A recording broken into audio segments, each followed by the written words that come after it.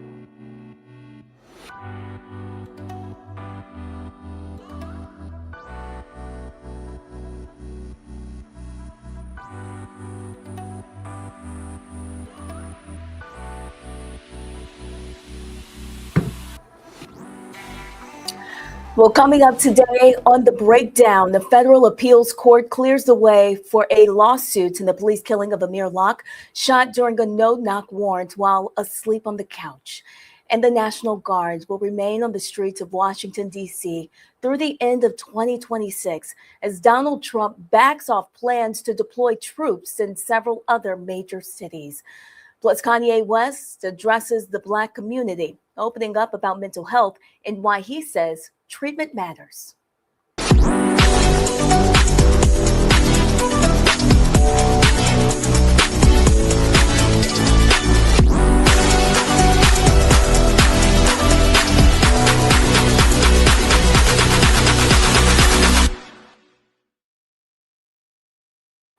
Welcome. Today is Tuesday, January 27th, and we are so happy that you're here with us. We have a lot to cover on the breakdown with Brittany Noble, so let's get started. The U.S. Court of Appeals for the Eighth Circuit has ruled a lawsuit involving the police killing of Amir Locke can move forward now.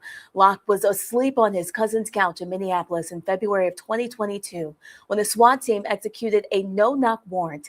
He was not the person that officers were looking for and was shot and killed by an officer seconds after police entered. His parents are suing the city of Minneapolis, alleging violations of his constitutional rights and a broader pattern of excessive force and improper use of no-knock warrants by the Minneapolis Police Department. So tonight, Roland Martin will talk exclusively with Amir Locke's mother, Karen. That's happening at 7 p.m. Eastern on the Black Star Network. You will not want to miss that conversation on Roland Martin Unfiltered. Also, Maryland Congressman Kwaisi Mfume is introducing a new bill. It will make it easier for Americans to track their mail-in ballots. The goal is to increase the transparency of mail-in ballots in hopes of boosting the confidence in our elections. This will also help Americans verify that their votes are counted. The Vote by Mail Tracking Act will add an official logo and standardized tracking barcodes to each mail-in ballot. This will allow voters to track their ballot status. Well, the National Guard will be on the streets of Washington, D.C. until the end of 2026. Meanwhile, Trump has at least temporarily dropped his push to deploy National Guard troops in Chicago, Los Angeles, and Portland, Oregon, which had provoked legal challenges. He has also backed off from his threat to invoke the Insurrection Act to deploy troops to quell protests in Minnesota. Since Washington is a congressionally established federal district, as president, Trump can directly control the police and D.C. National Guard. This has enabled him to sidestep the legal challenges that he has faced in other states. Trump activated 800 members of D.C. National Guard in August under an emergency order. Those numbers were quickly augmented by troops from states run by Republican governors. The Florida legislators' Democratic Black Caucus is calling out Attorney General James Upmeyer. They want Governor Ron DeSantis to remove him from his post. This comes after his office says he will not enforce or demand affirmative action laws. 28 Democratic members of the Black Caucus stood together last week on the Capitol Rotunda to sound the alarm on his decision rooted in a 2023 U.S. Supreme Court affirmative action decision related to college admissions. Also, more Democrats are pushing for the impeachment of Homeland Security Secretary Kristi Noem. This is following another fatal shooting by federal immigration authorities in Minneapolis. Democrat Senator Jackie Rosen says her department's latest attempt to mislead the American public regarding the killing of Alex Preddy is shameful, and she must be impeached and removed from office immediately. Both of the shootings have sparked massive backlash over President Trump's immigration agenda, which is losing MAGA support. Democratic Congresswoman Doris Matsui is also calling for impeachment of Noem. Here's what she's saying.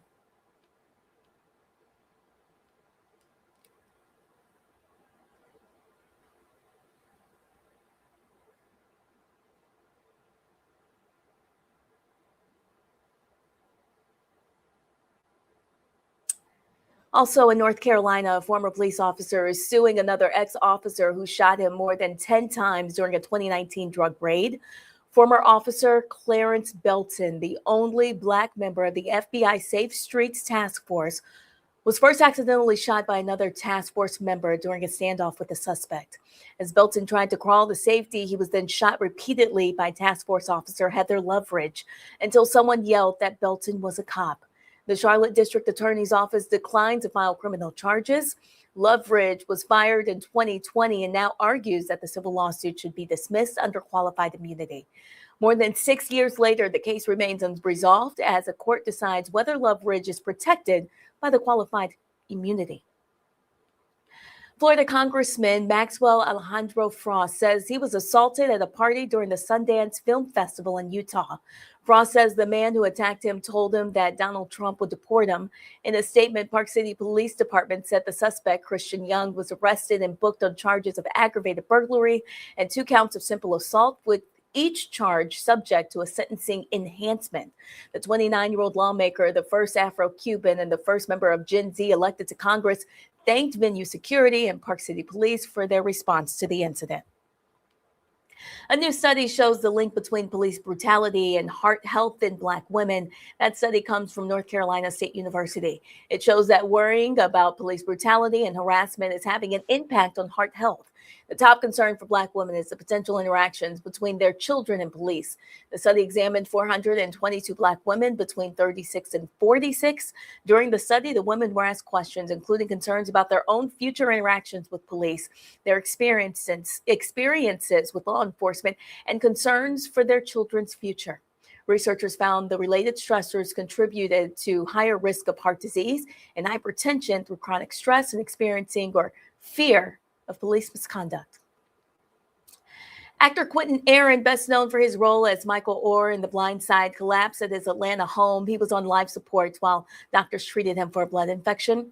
His wife says he's now partially breathing on his own. He has opened his eyes and was able to give doctors a thumbs up, though doctors are still working to determine the cause of his condition.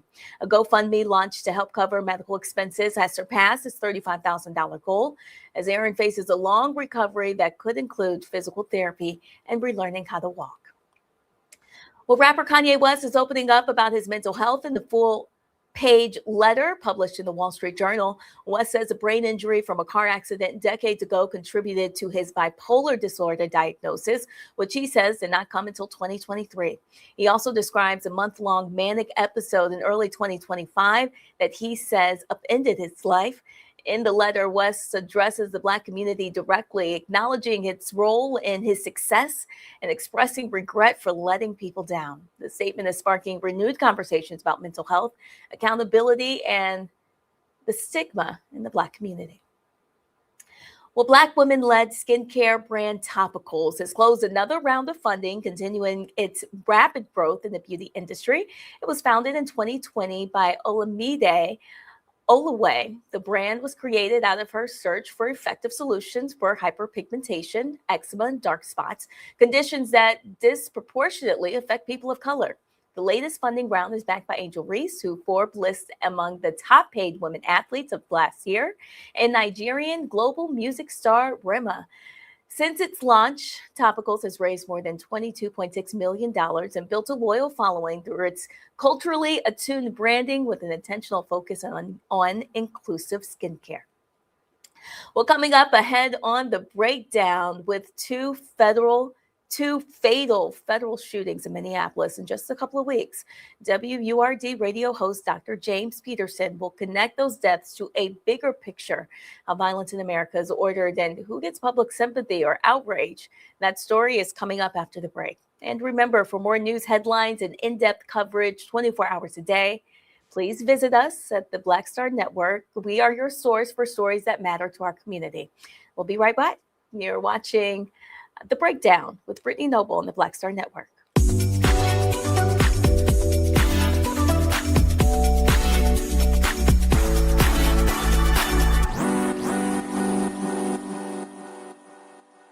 They said the quiet part out loud.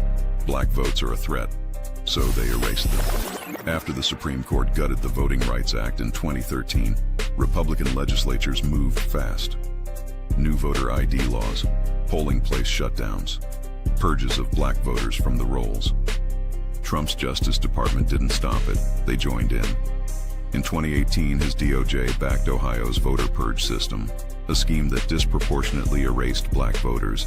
Their goal, erase black votes and political power. Yeah, that happened. These are the kinds of stories that we cover every day on Roland Martin Unfiltered. Subscribe on YouTube and download the Black Star Network app. Support fact-based independent journalism that centers African Americans and the issues that matter to our community.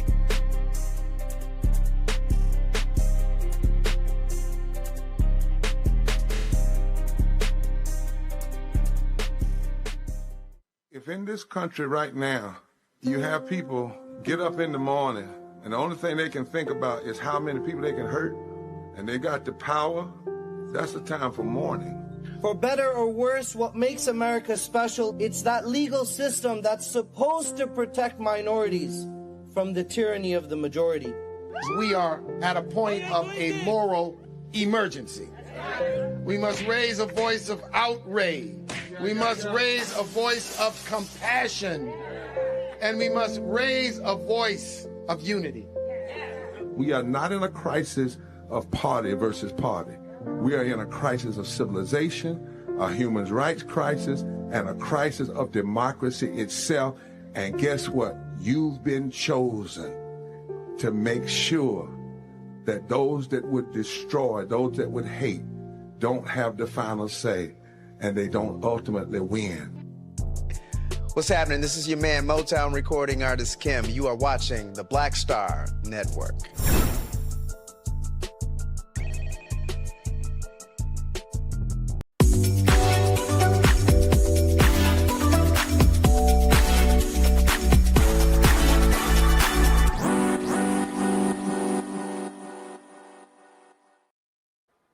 Welcome back. In case you missed it last night on Roland Martin Unfiltered, Tennessee Congressman Justin Pearson joined Roland in a conversation and more on Jasmine Crockett's debate to maintain her seat in the Senate. Take a listen. All right, then. We appreciate that. Folks, we've been telling you about what's been happening in Memphis. There's been a lot of focus in targeting of the Elon Musk, his XAI, and the turbines there, and the impact it is having on residents, Black residents there in Memphis. You've had city leaders and others who have allowed them to operate with impunity, not really holding them accountable. But now the EPA has issued a ruling. State Representative Justin Pearson joins us right now. I'm glad to have you back on the show. So take us through what action has the EPA, what have they actually said about these turbines? Yeah, the EPA affirmed what our community has said from the beginning, that Elon Musk and XAI were illegally operating gas turbines without a permit. They built a power plant and didn't go to the health department or any other agency asking for a permit to do so. And they polluted the air of our community more than the international airport. We're talking about thousands of tons of nitrogen oxides, 17.2 tons of formaldehyde sprayed into the air of this community. And there was no way for us to stop them because the mayor of our city and our county supported this. The health department supported this, and the Chamber of Commerce, the Memphis Chamber of Commerce, led by Ted Townsend and Bobby White, were all supportive. And so it's very strange that Trump's EPA was the one to actually say the people in Boxtown, the people in Westwood, the people in my district, in District 86 were actually on the right side of this. And Elon Musk and a lot of the Democratic institutions, lowercase d, that were supposed to protect our community, that were supposed to prevent this from happening, failed us. All right, so what next? I mean, that is huge that Trump's EPA, I mean, listen, they kissed the ass of companies left and right that they would actually issue this kind of ruling. Yeah, I mean, it affirms what the Clean Air Act has been saying the whole time. And what we were telling people was, look, they're asking whether or not there is an exemption. And if they're asking about it, that means currently there isn't one. And so anything that this company was saying about how they needed to have an exemption or have a year to be able to pollute as much as they want was completely false and was completely wrong. And so it affirms that the Clean Air Act is still the federal law of the land and it needs to be followed. And the reality is we're actually in a fight now because they took these same gas turbines, moved them to South Haven, which is just across the border, and they're now illegally operating them in South Haven. But as you know, when it comes to environmental justice, the communities that are most impacted are Black communities, Latino communities, poor communities, even poor white communities. And South Haven, Mississippi is the only county in the entire state that has an F in air quality. And so this is perpetuating harm that already existed before XAI. And we have a hearing on February 17th, which we're sending a lot of people to speak up about this because the air don't care if it's in Mississippi or if it's in Memphis. We share the air and the consequences are going to fall disproportionately on people who have COPD, disproportionately have asthma, disproportionately already have lung ailments, which is historically communities that have been polluted like our district right here in Memphis, especially in Southwest Memphis. And so it's going to be an organizing tool for us, but it's also for communities across the country that are fighting these data centers. They can't illegally pollute our neighborhoods. They have to go through permit processes, which allow for us to be able to have a say about what they are doing. These billionaire games can't continue to destroy our communities on the backs of poor folk. So has the city responded? Has the county responded to this EPA ruling, affirming what you and others have been saying? They are as quiet as they have ever been. I mean, the mayor, he put out a op-ed calling our community liars. Now he has nothing to say. The other mayor went in front of the TV, said he had no concerns. Now he has nothing to say. The Shelby County Health Department won't even apologize to the community for allowing this illegal polluting to happen. The company itself, XAI, which had op-eds and sent all these mailers calling our communities liars and sending out this propaganda from the Chamber of Commerce. None of them have said anything about the affirmation of what our community knew to be right the entire time. And so folks at Memphis Community Against Pollution, Young, Gifted, and Green, Southern Environmental Law Center, NAACP, while we are celebrating the truth, it is really painful to see those who were against the community being completely and utterly silent after attacking us for over a year about our stance on this.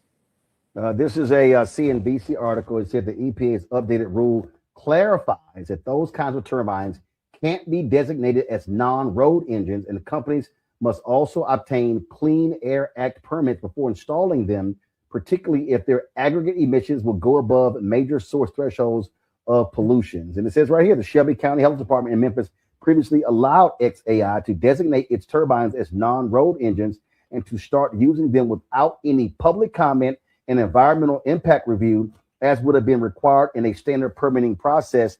The whole point of the city and the county is to protect the residents. These are the people. So I would hope, first of all, you got some elections coming up there. I would hope this is going to be an issue at the ballot box for the folk who don't give a damn about the air quality of the residents. Absolutely. And we got these elections coming up here in May, on May 5th.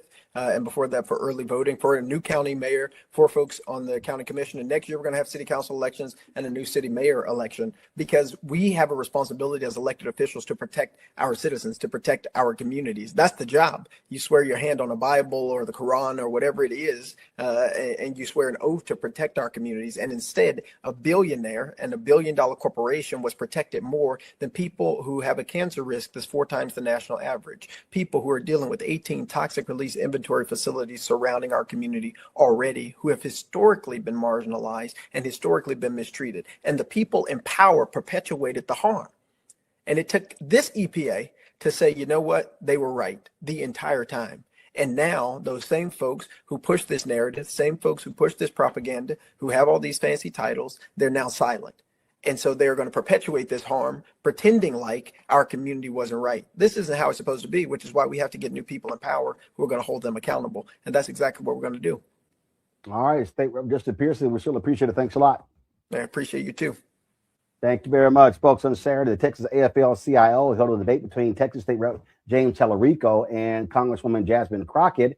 Both of them are running for the Democratic nomination for the United States Senate in Texas. The primary is going to taking place on March 3rd. Here are some of what they had to say on Saturday.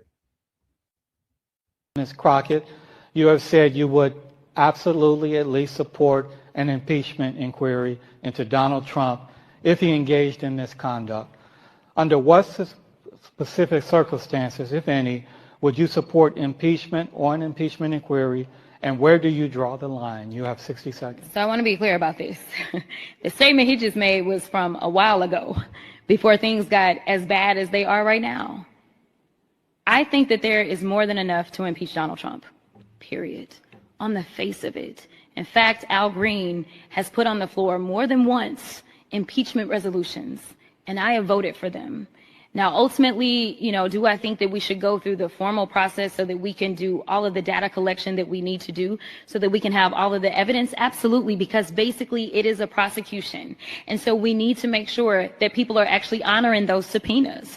We need to get all of the information. And so I think that we should start at an impeachment inquiry. We should go and get all of the information. We should allow the American people to hear and see that information, call their representatives, urge them to make the votes. And then ultimately, if we feel like there is enough evidence that has been presented in committee, which it most likely would be judiciary where I currently serve, then we take that vote. We take it to the entire House floor. Now, there are those that say there is no point because we impeached him twice and then he ultimately did not get convicted. Is that where you're going? Ms. Crockett, but name one thing specifically that he should be impeached for. I think that he should be impeached as it relates to his unlawful use of the tariffs. That's a very easy one. He doesn't have the legal authority to do it. He, everything else as it relates to his legal authority, I think the courts have stopped him, whether we're talking about birthright citizenship and some others, but the courts have not yet weighed in specifically on the impeachments. The tariffs. All right.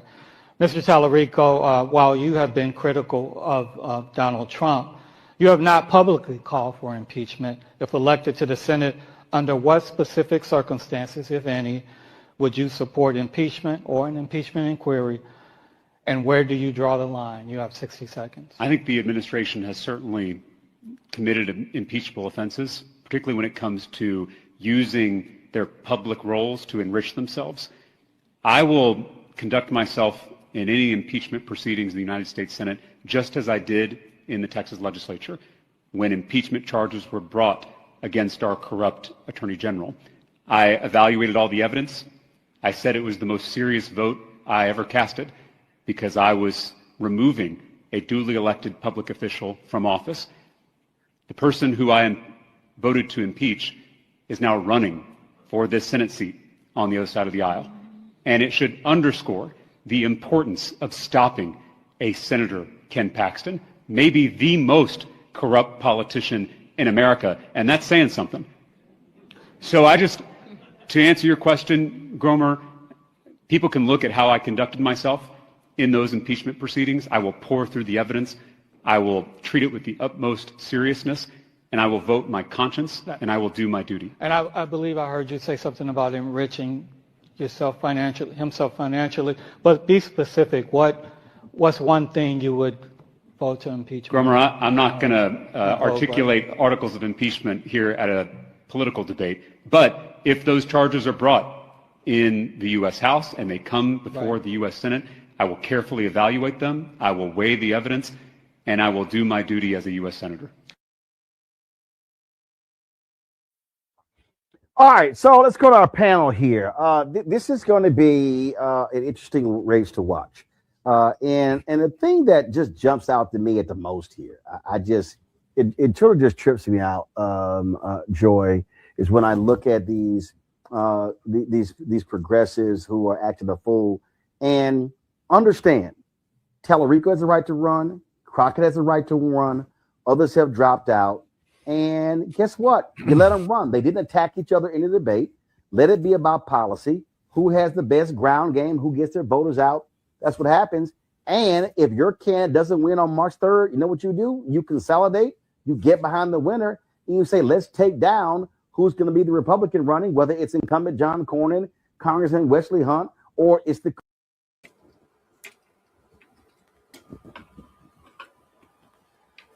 Well, folks, your support is critical to what we do. You can support us via Cash App using the Stripe code in the bottom left-hand corner. You can also help us with credit cards. Use the same thing. PayPal's R. Martin Unfiltered, Venmo's RM Unfiltered, Zelle at rolandsmartin.com. Rolling at rolandmartinunfiltered.com. If you're old school, you can send checks and money orders payable to Roland Martin Unfiltered, P.O. Box 57196, Washington, D.C. 20037-0196. Our goal is to raise $1 million by December 31st, and we really, really appreciate your support. Stay with us. We have much more coming up after the break on The Breakdown, streaming live on the Black Star Network.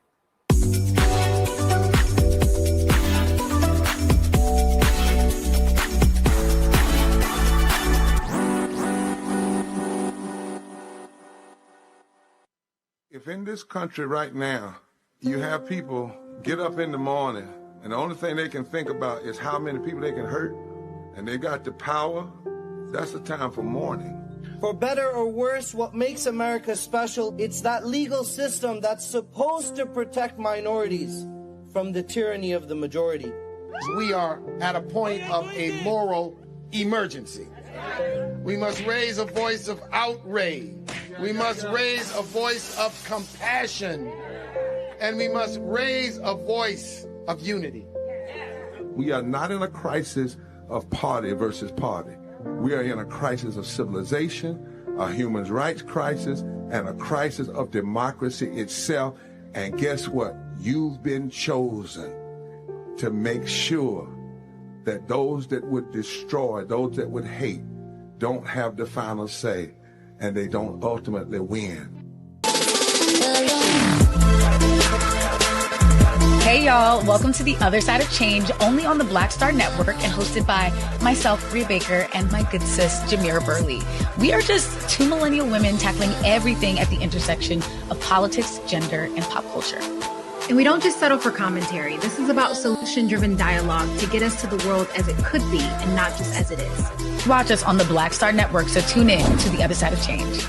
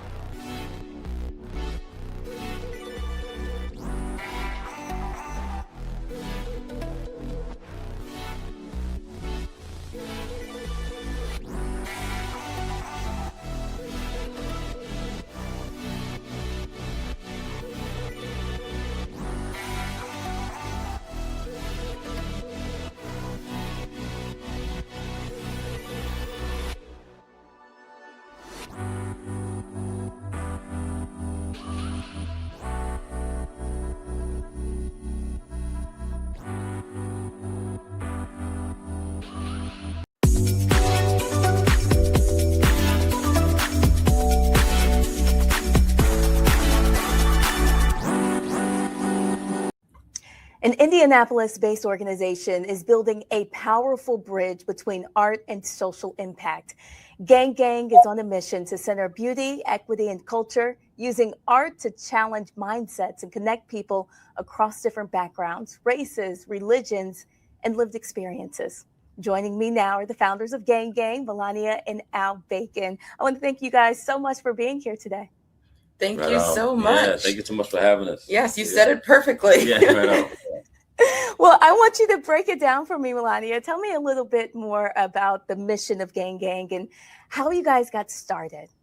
Oh my goodness. Yes, we are Melina and Alan Bacon. I go by Molly, and we have been for 5 years advocating for equitable cities by way of the arts, as you so eloquently put it as well.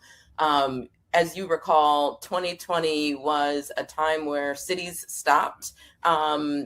People were in crisis, cities were in crisis, and we asked ourselves, what is the answer here? What do we know to be true? Our careers, our experiences, our kind of innate mantra told us to turn to the artists. Yeah, and if everything 2020 was about what separates people, we knew art and culture would be the thing to bring people together. So that was the impetus of Gang Gang. And, our mission is to center beauty, equity, and culture in cities by activating creative economies. So we get to tell cool stories, protect, produce, preserve culture and histories and all the things. It's really fun work that intersects, which is about every aspect of life.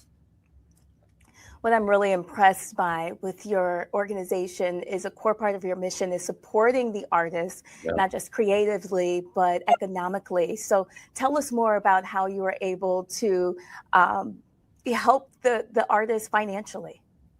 Sure. So, our work is interesting and really fun because we get to kind of hover at the macro and the micro, or kind of the tactical level. And so for 5 years, we have launched programs that support musicians, that support rock artists, that support painters, sculptors, like across disciplines.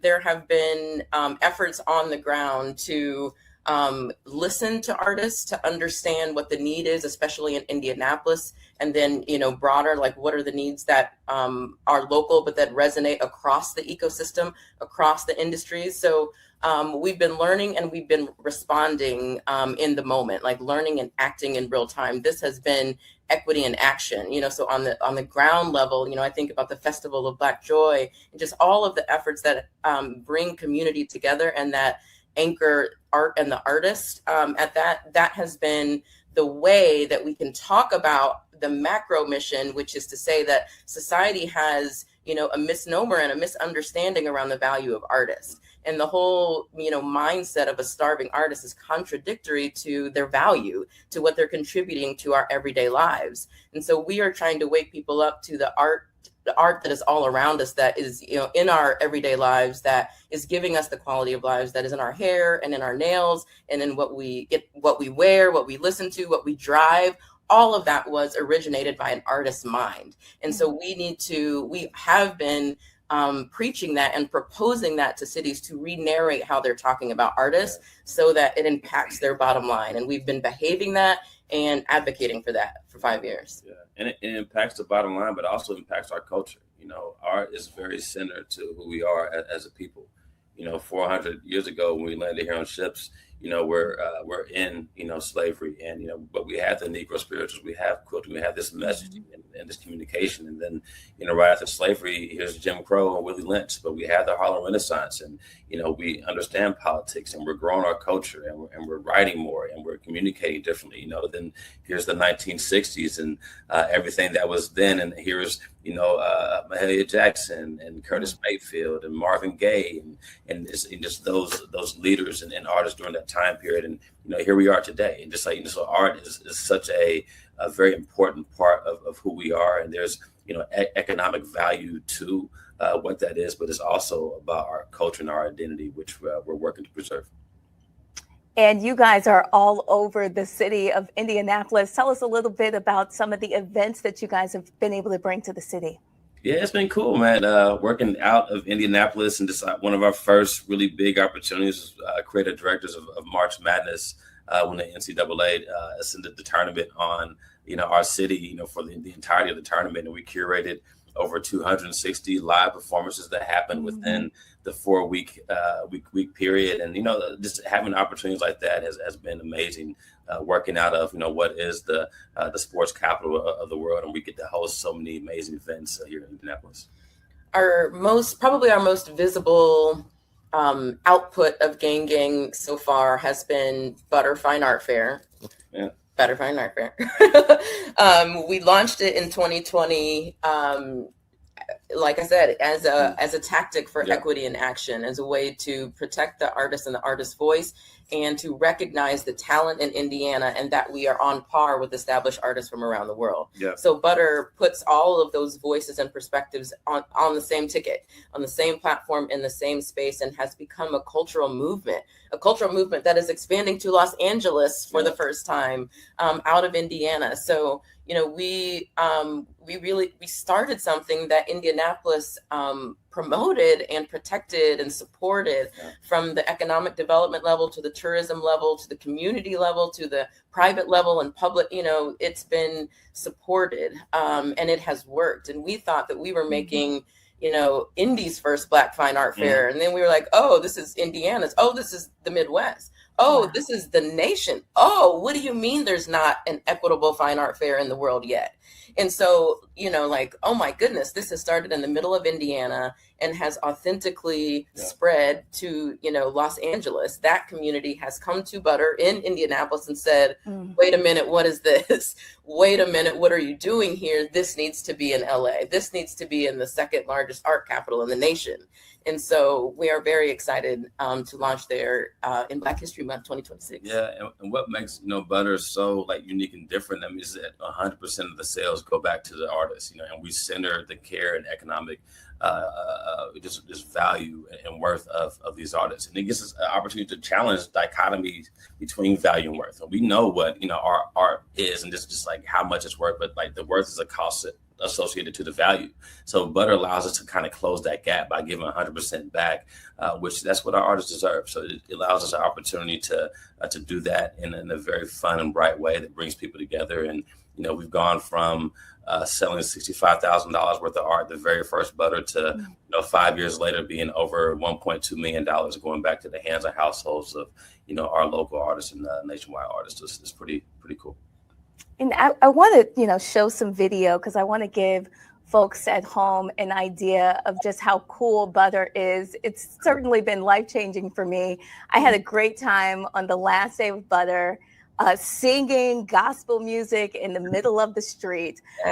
Tell us a little bit more about that open shout session and why you think Butter has resonated so strongly with people of so many different backgrounds. Wow.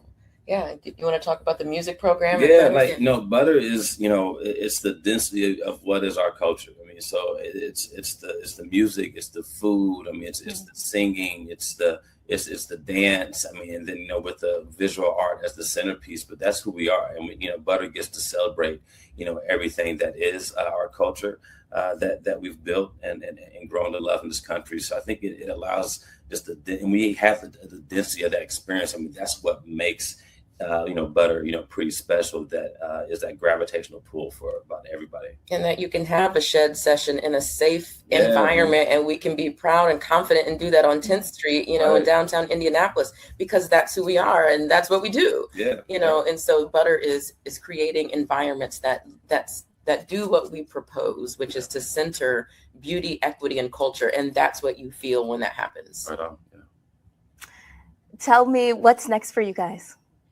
Well, we are spreading the word about the spread of Butter. We are inviting the world, the culture, to join us February 26th through March 1st in Inglewood. This is Inglewood's first Black Fine Art Fair. We are so excited. Let's go. Has welcomed us. The Inglewood Unified School District is on board. There's going to be an education day. And so this is an important moment for the arts and moment for art fairs. We are disrupting the model. To come to LA Art Week and to introduce a fair is bold at all, but to say, this is the Black Art Fair, this is the fair with a cause. This is the fair that's accessible, so it is important to support this effort. And so we hope to see everybody February 26th through March 1 in Inglewood.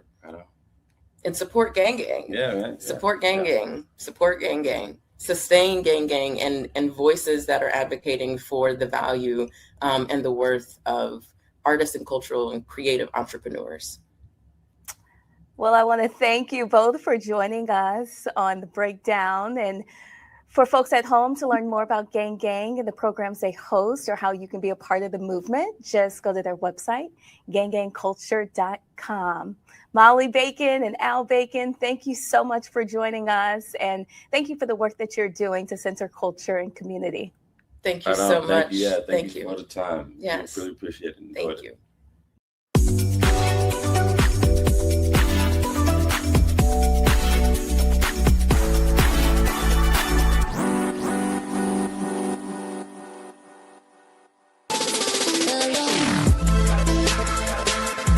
Hey y'all, welcome to The Other Side of Change, only on the Black Star Network and hosted by myself, Bria Baker, and my good sis, Jamira Burley. We are just two millennial women tackling everything at the intersection of politics, gender, and pop culture. And we don't just settle for commentary. This is about solution-driven dialogue to get us to the world as it could be and not just as it is. Watch us on the Black Star Network, so tune in to The Other Side of Change.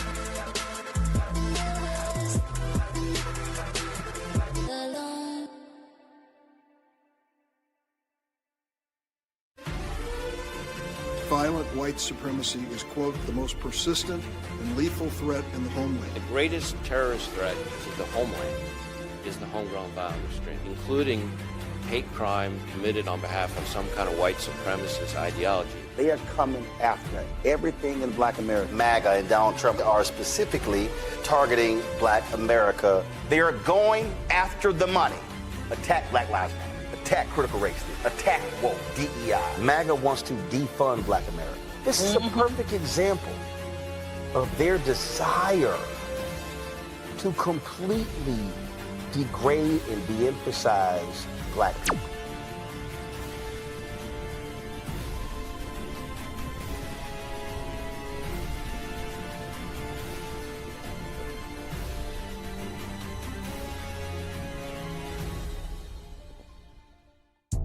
Hi, I'm Swing Cash, Basketball Hall of Famer, and you're watching Black Star Network.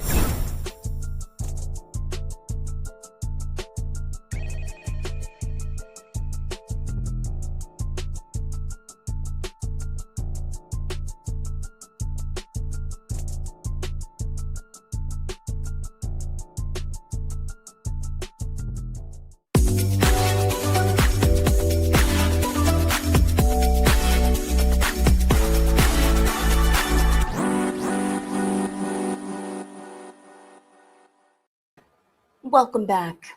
Our nation's democracy is currently under attack with 2 fatal shootings within a month in Minnesota. Matters only seem to get worse. WURD radio host and educator Dr. James Peterson's new opinion piece connects those shootings to broader issues of authoritarian nationalism, but also to shine a light on the history behind who receives public outrage and sympathy after a deadly encounter with law enforcement. Dr. James Peterson, we want to thank you for joining us today on The Breakdown.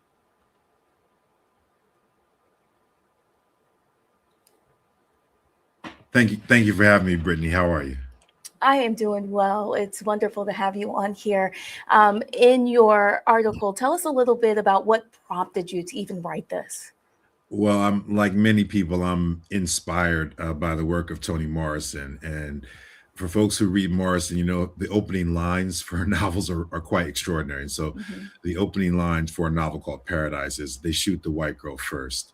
And so when Renee Nicole Good was murdered in the streets of Minneapolis, that line came to mind. And then, you know, as a writer, you know this, Brittany, things will sit on your brain until you kind of work them out in the way that you do as a journalist or as a writer. And so I started to think about what this moment meant. And I'll be honest with you, Brittany, I had no idea at that time that within the next 16 or 17 days, they would murder someone else in the streets of Minneapolis. But what I didn't know was that was a watershed moment, that was going to get the attention, the eyes and the ears of white America in ways that even George Floyd didn't, right? That was going to chart a course for this nation, that the kind of brutality that Black and brown folks suffer under the boot of this iteration of America's anti-immigration policies through ICE and otherwise. Black and brown folks experience this all the time. There are people dying in custody in Texas. We don't hear too much about that. The 5-year-old boy, we did hear about that, but there are things happening to Black and Latino and Hispanic communities that maybe the broader community is not always experiencing. But the shooting and killing of Renee Good, the shooting of Mr. Petty this past weekend, those things are going to strike a different chord. It shatters the veneer of safety for many white Americans who maybe in the campaign supported some semblance of an anti-immigration campaign, a deportation campaign. But when it looks like this, I think they have to respond to it and think about it differently. You write that George Floyd was killed not too far away from where Good died. Talk about the broader issues of authoritarian nationalism, now amplified by an erosion of public faith. Just to be clear, Black America has yet to recover from the issues raised by the Black Lives Matter movement, including Natasha McKinney, including the death of George Floyd, and many, many others, right? Our relationship with law enforcement will forever be fraught because of the ways in which law enforcement has committed crimes within our community and against members of our community. We always want to draw attention to these issues, always. But we're in a moment right now under the boot of this particular administration, particularly its anti-immigration policies and the deputizing, essentially, of undertrained federal officers through the ICE agency. We're seeing a level of tyranny that I think is more rampant and more regularized than most white folks in this country are used to. And so this is a moment of potential solidarity, Brittany. And I don't want to be like, we told you so, but Black folks have every right to say right now, like, they're going to shoot a white woman, they're going to shoot a white guy, they're going to shoot anybody, right? Black folks have the right to say right now, we told you so. We told you that this kind of unchecked authoritarianism emanating in our law enforcement entities, when it targets folks or targets certain communities, it can kill or it can hurt or harm anyone. We've been saying this for decades now. And so it's not chickens coming home to roost. We're not, I told you so. We're saying, hey, welcome to the fight. Welcome to the moment that we've been wrestling with for a long time. Go into detail just a little bit more. Like, why is Renee Good's death? How is it highlighting how violence in America is ordered and hierarchical? Well, so generally speaking, the hierarchy of police violence, unlawful police violence, is as follows. If it's directed against our community, the Black community, the Latino community, if it's directed against poor folks, a lot of excuses are made. There are a lot of off ramps. There's qualified immunity. There are unions with big budgets. And then even when folks do sue to get some kind of recourse, it's taxpayers that foot the bill. So when it happens in our community, it does, still continues to happen in our community. When law enforcement behaves badly in our community, when police brutality harms someone in our community, there are lots of different checks and balances against us seeking and pursuing justice. Unfortunately, what they have trained and practiced doing in our communities, which is at times killing people within the Black community, killing people within the poor Black and Latino communities with impunity, they've practiced it enough now, Brittany, that they can do it at this large scale. They can kill middle-class white folks. They can kill an ICU veterans nurse, and they still haven't released the identity of the person who actually shot him. Right? Think about how unconscionable this is, Brittany. We do know that Jonathan Ross killed Renee Good, but as of right now, we do not know the names of the ICE agents who we've all seen on video shoot Mr. Petty to death in the streets. That kind of impunity, again, it's sadly and tragically, it is not unfamiliar to members of the Black community. Right? We had to fight to get every name of every law enforcement officer who put his boot on the neck of an innocent, unarmed Black person. But again, they practice in our communities what they're doing now on a large scale. That is where that authoritarianism sort of comes into play. This is a nation right now that has a president at the helm that is leading a movement that believes in a white ethno-nationalist state, right? They believe that this country really is just for white folks. There's always been people here who believe that, Brittany. But to have it realized politically at the federal level, to have it realized in a presidential administration is probably something I have not seen or confronted so directly in my lifetime. And so the Department of Homeland Security, ICE, these things, they're reflective of this administration's policies. They campaigned on this, Brittany. They weren't ashamed of this. They campaigned on this, and now they're meting out this policy in ways that's violent, it's unchecked, and this is why we're seeing so much unrest and so much resistance right now nationally to ICE. It's not just Minneapolis that's saying ICE get out. They're saying it here in Philadelphia. They're saying it in Chicago. They're saying it in Louisiana. People do not want to deal with this level of tyranny in the federal government. So to be clear, your argument is that white supremacy is really the bedrock beneath all of this. Without question, without question. I mean, I'm not saying anything, Brittany, that is new. White supremacy animates a lot of this nation's history. Think about what happened this week in Philadelphia, right? You had federal officials from the Office of the Interior remove the exhibit that honors the enslaved folks who were enslaved by the founding president of the United States. Right? George Washington owned slaves. He owned hundreds of slaves in Mount Vernon, but he owned about 8, maybe 9 slaves here in Philadelphia at the first White House. We're getting ready to celebrate the semi-quincentennial of this nation in Philadelphia, Brittany, right? George Washington owned slaves right here in Philadelphia at the founding of this nation. And this administration removed the exhibit, the only one of its kind, removed the exhibit from the federal properties here in Philadelphia that honored the lives of those who were enslaved by the founding president of the United States.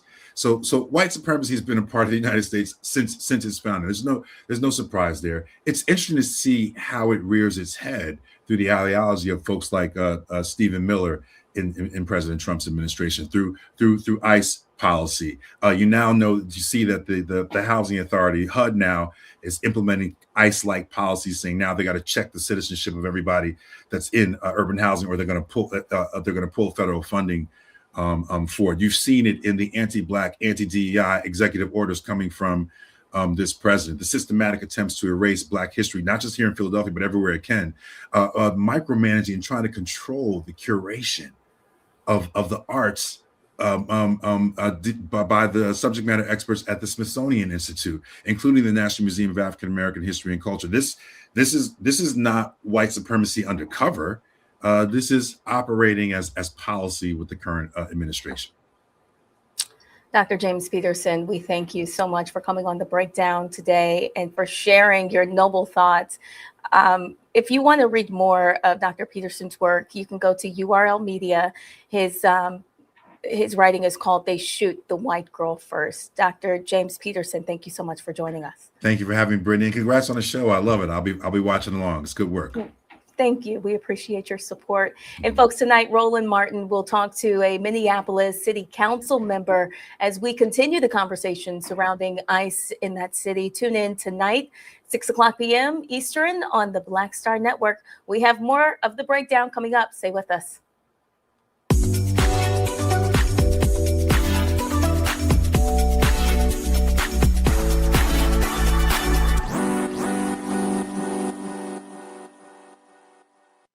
If in this country right now, you have people get up in the morning and the only thing they can think about is how many people they can hurt, and they got the power, that's the time for mourning. For better or worse, what makes America special, it's that legal system that's supposed to protect minorities from the tyranny of the majority. We are at a point of a moral emergency. We must raise a voice of outrage. We must raise a voice of compassion. And we must raise a voice of unity. We are not in a crisis of party versus party. We are in a crisis of civilization, a human rights crisis, and a crisis of democracy itself. And guess what? You've been chosen to make sure that those that would destroy, those that would hate, don't have the final say, and they don't ultimately win. Hey y'all, welcome to The Other Side of Change, only on the Black Star Network and hosted by myself, Bria Baker, and my good sis, Jamira Burley. We are just two millennial women tackling everything at the intersection of politics, gender, and pop culture. And we don't just settle for commentary. This is about solution-driven dialogue to get us to the world as it could be and not just as it is. Watch us on the Black Star Network, so tune in to The Other Side of Change.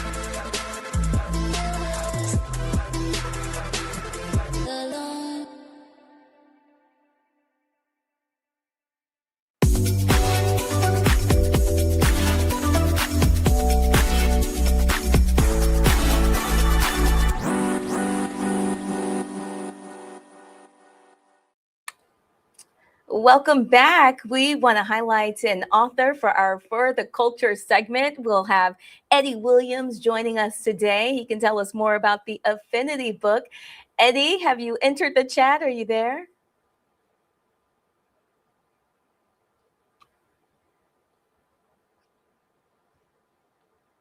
I know my producer is working hard on the other end, trying to make sure that Eddie can come up, and we will give them just a second, folks. While we have a moment, we just want to remind you that we truly appreciate your support here on the Black Star Network. You can always go to our website, theblacknetwork.com, and view stories there 24 hours a day.